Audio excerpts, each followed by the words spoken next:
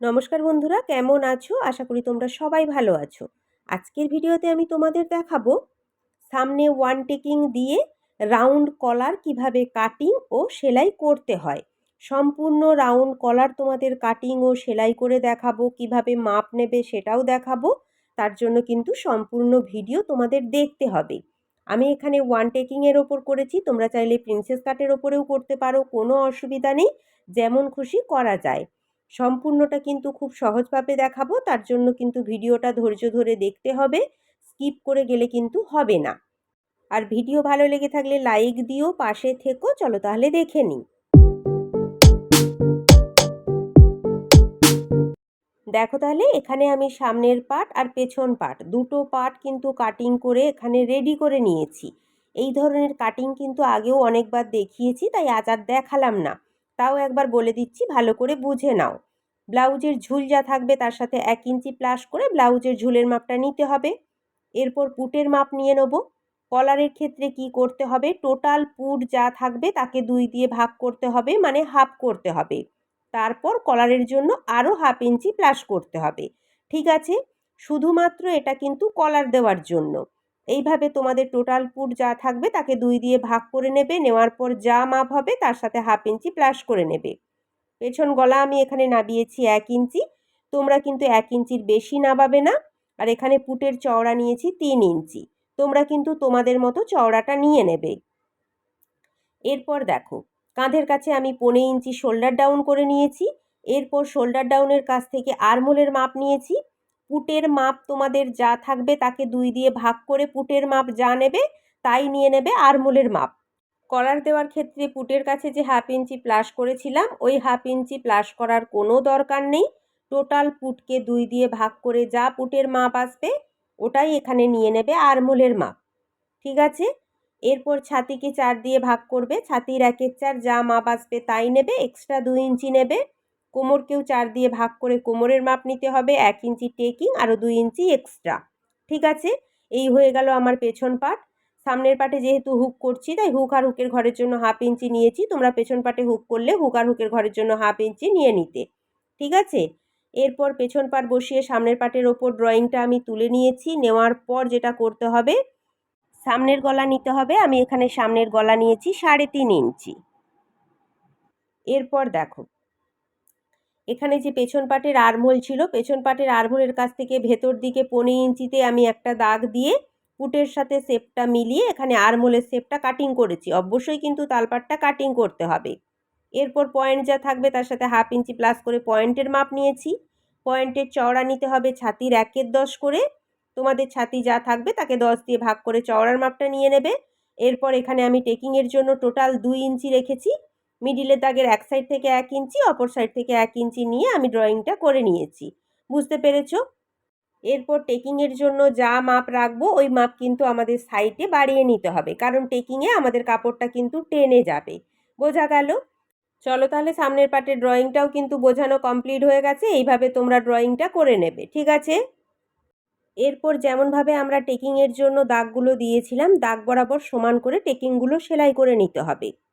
টেকিংয়ের তোমরা সবসময় যেটা করবে, নিচের দিকটা চওড়া রাখবে আর ওপরের দিকটা কিন্তু একেবারে সরু হয়ে উঠে আসবে। ওপরের দিকটা কিন্তু বেশি চওড়া রাখবে না, তাহলে কিন্তু সোজা পাটে একটা ভাঁজ চলে আসবে। ঠিক আছে, একই রকমভাবে দুটো টেকিং আমি এখানে দিয়ে নিয়েছি। যেহেতু আমাদের ব্লাউজের সামনের পাটে হুক রয়েছে, সেই কারণে এই মিডিল বরাবর যদি একটা টেকিং দিই তাহলে কিন্তু ফিনিশিংটা খুব ভালো আসবে। একেবারে পয়েন্টের মাপ ধরে মিডিল বরাবর দেখো ঠিক ছোট্ট করে একটা টেকিং দিয়ে নেব। বেশি চওড়া করে ধরবে না, 2 সুতের মতো কাপড় ধরে ছোট্ট করে টেকিংটা দিয়ে নিতে হবে। আর একেবারে পয়েন্টের চওড়ার কাছ পর্যন্ত নিয়ে যাব না, 1 ইঞ্চি দূর থেকে টেকিংটা দিয়ে নেব। দেখো তাহলে দুটো টেকিং আমি দিয়ে নিয়েছি। এরপর এখানে হুক পট্টি আর হুকের ঘর পট্টি সেলাই করে নিতে হবে। হুক পট্টির জন্য 2 ইঞ্চি চওড়া পট্টি কাটিং করেছি, আর হুকের ঘর পট্টির জন্য 4 ইঞ্চি 4.5 ইঞ্চি তোমরা রাখতে পারো চওড়াটা। পট্টিটাকে ঠিক এইভাবে সোজা পাটের ওপর বসিয়ে লাগিয়ে নিতে হবে। এটা হবে আমাদের হুক পট্টি। পট্টির ওপর দিয়ে কিন্তু অবশ্যই চাপ সেলাই দেবে, আর টেকিংয়ের কাছে একটা পট্টির ওপর ছোট্ট করে কুচি দিয়ে নেবে। এরপর এক্সট্রা কাপড়গুলো কাটিং করে উল্টো সাইডে ঘুরিয়ে মেশিন সেলাই দিয়ে নেব। এখানে কিন্তু তোমরা চাইলে হেম সেলাইও দিতে পারো। এরপর হুকের ঘর পট্টি আমরা রেডি করে নেব। তার জন্য ব্লাউজটা উল্টো সাইডে রেখে পট্টির কাপড় ডবল ভাঁজ করে প্রথমে সোজা করে একটা সেলাই করে নেব। তারপর ব্লাউজটা সোজা সাইডে ঘুরিয়ে নেব। ঘুরিয়ে নিয়ে দেখো সেলাইয়ের এক্সট্রা কাপড় ভেতর দিকে রেখে পট্টির কাপড় ভাঁজ করে প্রথমে একবার একেবারে ধার দিয়ে একটা সেলাই করব। তারপর এক পাদানি ছেড়ে, যেটাকে আমরা এক চাপ বলি, ওই এক চাপ ছেড়ে আরও একটা সেলাই করে নেবো। আর যদি মনে করো হাফ ইঞ্চিও ছাড়তে পারো। চলো তাহলে দুটো পট্টি আমাদের সেলাই করা কমপ্লিট হয়ে গেছে। দেখতে কিন্তু ঠিক এরকমই হবে, বুঝতে পেরেছো? সামনে যখন হুক হবে তখন তোমরা মিডিলে একটা টেকিং দেবে, ফিনিশিংটা ভালো আসে। এরপর পেছন পাটে টেকিংগুলো সেলাই করে নেবে। নেওয়ার পর পেছন পাটের ওপর সামনের পাট, সোজা পাটের ওপর সোজা পাট রেখে প্রথমে কিন্তু দুটো সাইডের দুটো কাঁধ সোজা করে সেলাই করে নিতে হবে। বুঝতে পেরেছো? কাঁধ দুটো প্রথমে সেলাই করে নেবে আর এখানে কিন্তু ডবল সেলাই দিয়ে নেবে।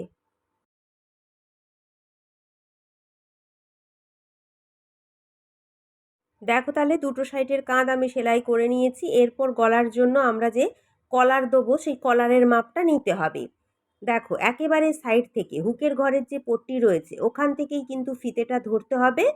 এভাবে সম্পূর্ণ গলা রাউন্ড বরাবর ঘুরিয়ে ঘুরিয়ে সম্পূর্ণ হালকা হাতে কিন্তু মাপ নিতে হবে। কোনো রকম কাপড় কিন্তু এখানে টানাটানি করা যাবে না। বুঝতে পেরেছো? আমি যেভাবে মাপটা নিচ্ছি একটু ভালো করে দেখো। এক সাইড থেকে অপর সাইড পর্যন্ত পুরো সম্পূর্ণ হালকা হাতে এখানে কিন্তু মাপটা নিয়ে নিতে হবে। এখানে আমার টোটাল মাপ এসেছে 19 ইঞ্চি। বোঝা গেল? এইভাবে কিন্তু তোমরা মাপটা নিয়ে নেবে। এরপর যেটা করতে হবে, এখানে একটা পেপার পেস্টিং নিয়েছি, পেস্টিংটাকে ডবল ভাঁজ করে নিয়েছি। আমার সাইডে জোড়া সাইড রয়েছে, অপর সাইডে রয়েছে খোলা সাইড। এখানে কলারের মাপ নিতে হবে। টোটাল কলার আমার এখানে এসেছে 19 ইঞ্চ। 19কে কিন্তু হাফ করে নিতে হবে। 19কে হাফ করলে আসবে আমার 9.5 ইঞ্চি। একেবারে ধার থেকে আমি 9.5 ইঞ্চিতে একটা দাগ দিয়ে নেব। এইভাবে মাপটা নিয়ে নেবে। এরপর এখানে চওড়াতে দেখো এই কোণ থেকে নিচের দিকে আমি নেব 1 ইঞ্চি। বোঝা গেল? এরপর দেখো এই কোণ থেকে আমি নিয়ে নেব 3 ইঞ্চি, যেটা গলার চওড়া নিয়েছিলাম। এরপর এই দাগটা দেখো এখানে রাউন্ড করে শেপ দিয়ে এই 1 ইঞ্চিতে মিলিয়ে নেব। ঠিক এইভাবে কিন্তু শেপ দিয়ে মেলাতে হবে। এরপর রাউন্ড বরাবর যে শেপ দিয়েছি ওই শেপের ওপর একবার মেপে দেখে নিতে হবে এখানে আমার 9.5 ইঞ্চি এসেছে কিনা। তোমরা কিন্তু এখানে মেপে দেখে নেবে। এরপর আমি কলারের চওড়াটা নিচ্ছি এখানে 1 ইঞ্চি। তোমরা কিন্তু 1 ইঞ্চি থেকে 2 দাগ কমও নিতে পারো, কিন্তু 1 ইঞ্চি থেকে বেশি নেবে না। এই ধরনের রাউন্ড কলার কিন্তু বেশি চওড়া হয় না। সম্পূর্ণ 1 ইঞ্চি বরাবর দাগ দিয়ে দেখো এখানে আমি দাগটা সোজা করে কিন্তু মিলিয়ে নেব। কিভাবে আমি দাগগুলো মেলাচ্ছি একটু ভালো করে দেখে নাও। আর এই কোণের কাছে এসে কিন্তু হালকা রাউন্ড করে একটা শেপ দিয়ে নেবে। দেখো ঠিক এইভাবে রাউন্ড বরাবর একটা শেপ দিয়ে নেবে। আর যদি মনে করো যে চৌকো বরাবর রাখবে তাও কিন্তু রাখতে পারো। এরপর যেমনভাবে ড্রয়িং করেছিলাম ড্রয়িং বরাবর কাটিংটা করে নেব। তোমরা কিন্তু ঠিকঠাক করে এইভাবে কাটিংটা করে নেবে, এর থেকে কিন্তু চওড়া নিও না। ঠিক আছে? দেখো তাহলে কাটিং করে নিয়েছি। এরপর কিন্তু দেখতে ঠিক এরকমই হবে। দেখো কলারটা কিন্তু এরকমই দেখতে হবে। এরপর একটা কাপড় নিয়ে নেব। কাপড়টাকে দেখো আমি জোড়া দিয়েছি, এখানে আমার কাপড়টা কম ছিল তাই। পেস্টিংয়ের কিন্তু একটা চকচকে দিক রয়েছে, আঠালো দিক, ওটা কিন্তু তোমরা বসিয়ে কাপড়ের ওপর আয়রন করে নেবে, তাহলে কিন্তু চিপকে বসে যাবে। আমি এখন আয়রনটা করছি না, তাই ওপর দিয়ে একটা কাঁচা সেলাই দিয়ে রাখছি। এরপর দেখো সাইডে হাফ ইঞ্চি কাপড় এক্সট্রা রেখে ওপরের দিকটাও কাটিং করে নেবো আর নিচের দিকে হাফ ইঞ্চি রেখে নিচের দিকটাও কাটিং করে নেবো। এরপর দেখো ওপর বরাবর যে রাউন্ড রয়েছে ওই রাউন্ডের দিকে কাপড়টা হাফ ইঞ্চি যে রেখেছিলাম ওটা দেখো এইভাবে পেস্টিংয়ের ওপর ফোল্ড করে কিন্তু সম্পূর্ণ রাউন্ড বরাবর সেলাই করে নেবো। এটা কিন্তু হালকা হাতে তোমরা সেলাই করবে, না হলে কিন্তু কাপড়টা ফুলে থাকবে। বুঝলে তো? পুরোটা দেখো এইভাবে সেলাইটা করে নেবো। দেখো তাহলে সেলাই করে নিয়েছি। এরপর দেখো আবারও একটা কাপড় নিতে হবে, ওই কাপড়ের ওপর কিন্তু কলারটা বসিয়ে নিতে হবে। কাপড়ের সোজা পাটের ওপর কলারের সোজা পাট এইভাবে রাখবে, পেস্টিংটা কিন্তু ওপরের দিকে থাকবে। এইভাবে সমান বরাবর বসিয়ে প্রথমে কিন্তু তোমরা পিন দিয়ে আটকে নেবে, না হলে কিন্তু কাপড়টা সরে যেতে পারে। ঠিক আছে? এরপর কিভাবে সেলাই করতে হবে একবার দেখাচ্ছি, ভালো করে দেখে নাও। এখানে যে আমাদের রাউন্ড রয়েছে দেখো এই রাউন্ড থেকে কিন্তু সেলাইটা শুরু করে এখানে দেখো নিচের দিকটা, ওপর দিকটা কিন্তু সেলাই করব না, নিচের দিকটা ঠিক সমান করে সেলাই করে নেব। দেখো তাহলে ঠিক রাউন্ড বরাবর এইভাবে ধরে সেলাই করে নেব। আমি কিন্তু পেস্টিংয়ের ওপর বরাবর সেলাই করছি না, পেস্টিংয়ের একেবারে গা বরাবর সেলাইটা করে নিচ্ছি। পেস্টিংয়ের ওপরে কিন্তু সেলাইটা দিচ্ছি না। অপর সাইডেও রাউন্ড বরাবর সেলাই করে সেলাইটা শেষ করব। এরপর দেখো নিচের দিকটা সম্পূর্ণ কাটিং করে নেব। 2 সুতের মতো তোমরা কাপড় রাখবে বা 1/2 ইঞ্চিও রাখতে পারো, রেখে সম্পূর্ণ কাটিং করে নেব। নেওয়ার পর কিন্তু নিচের দিকে যে রাউন্ড রয়েছে, রাউন্ড বরাবর কিন্তু ছোট্ট করে কাটিং করে নিতে হবে, তাহলে কিন্তু কলারটা খুব সুন্দরভাবে ওল্টানো যাবে। অবশ্যই কিন্তু কাটিংটা করতে হবে, বুঝতে পেরেছো? এইভাবে কাটিংটা করার পর কিন্তু কলারটাকে ঘুরিয়ে নিতে হবে। দেখবে খুব সহজে কিন্তু কলারটা ঘুরে যাবে। এরপর এর ওপর দিয়ে চাইলে তোমরা আয়রন করে নেবে, তাহলে সুন্দরভাবে সেট হয়ে বসে যাবে। আর না হলে কিন্তু চাপ সেলাইও দিতে পারো। আমি কিন্তু ওপর দিয়ে একটা চাপ সেলাই দিয়ে নেব, যাতে কলারটা সুন্দরভাবে সেট হয়ে বসে যায়। দুটো কাপড় সমান করে ধরে ভালো করে কিন্তু চাপ সেলাইটা দিতে হবে। তাড়াহুড়ো করার কোনো দরকার নেই, হালকা হাতে ধীরে ধীরে কাজটা করবে, কাজটা কিন্তু সুন্দর হবে। চাপ সেলাই দিয়ে নিয়েছি। এরপর নিচের দিকের কাপড়টা 1/2 ইঞ্চি রেখে বাকি কাপড়টা কাটিং করে নেব। এইভাবে কিন্তু দেখো দেখতে কিন্তু কলারটা এরকমই হবে।